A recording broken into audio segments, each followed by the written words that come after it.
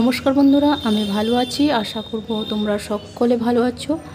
আজ হচ্ছে আমাদের গুরুদেবের জন্মদিন, শ্রী শ্রী ঠাকুর অনুকূল চন্দ্রের। 30শে ভাদ্র পাবনা জেলায় বাংলাদেশে মনমোহিনীর কোল আলো করে আমাদের গুরুদেব জন্মগ্রহণ করেছিলেন। উনি জন্মগ্রহণ করে কত শত মানুষকে সৎপথে নিয়ে গেছিলেন। আর জীবনে চলার পথে সদ্গুরু অবশ্যই দরকার। দেখো, বাগানে কিছু ফুল ফুটেছিল, তো আমাদের প্রথমেই গুরুদেবকে দিলাম। উনি সাদা ফুলই বেশি পছন্দ করেন, তাই তুলে এনে বাগান থেকে সাজিয়ে দিলাম। আর আজকে 7টার মধ্যে ওনাকে পুজো করতে হয়। অনেকে প্রদীপ জ্বালায়, যত বছর উনি জন্মগ্রহণ করেছে সেই হিসাবে প্রদীপ জ্বালায়। আমি এতটা প্রদীপ জ্বালাই না, 2টো প্রদীপ জ্বালিয়ে দিই। আর আমার সাধ্যের মতো আমার গুরুদেবকে আমি সেবা দিই। পারলে তোমরা তোমাদের গুরুদেবকেও সেবা দেবে।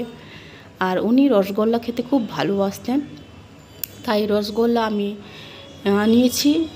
প্রতিদেবকে বলেছিলাম, তো ওকে আনিয়ে নিয়েছি। আর সকালে মালাটা কিনে নিয়ে এসে গুরুদেবের কাছে নিবেদন করলাম। যেহেতু খাবার নিবেদন করা দেখাতে নেই, তবু আমি যেটা ভালোবাসছি তোমাদের সামনে তুলে ধরবো বলে তাই দেখালাম। এটা তোমরা ভাবতে পারো দেখানোর ব্যাপার বা যাই ভাবতে পারো, কিন্তু আমি তো তুলে ধরবো।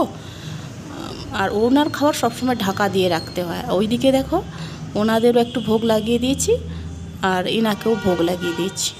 জীবনে চলার পথে গুরু কেন দরকার?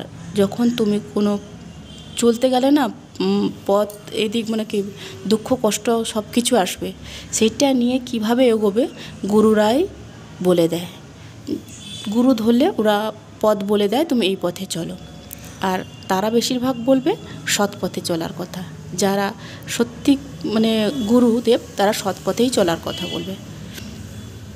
আর আমাদের গুরুদেবকে নিয়ে অনেকে ডিফেন্ড করেছিল ওনার বিয়ের ব্যাপারটা নিয়ে। এটা আমার খুব খারাপ লেগেছে। বলি, এখনকার সমাজ না শ্রীকৃষ্ণকেও ছাড়েনি।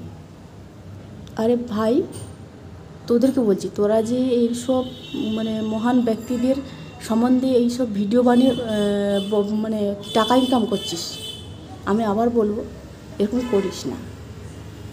বাপ মা হয়তো সদ্গুরু শেখায়নি তোদের, সদ্গুরু শিক্ষাটা দেওয়া শেখায়নি। তোমরা যে সদ্গুরুর দোষটা তোমরা খুঁজে বেড়াচ্ছ, তোমরা কি করেছো বলো তো? তোমরা তোমাদের নিজের গুণগুলো তুলে ধরো দেখিনি।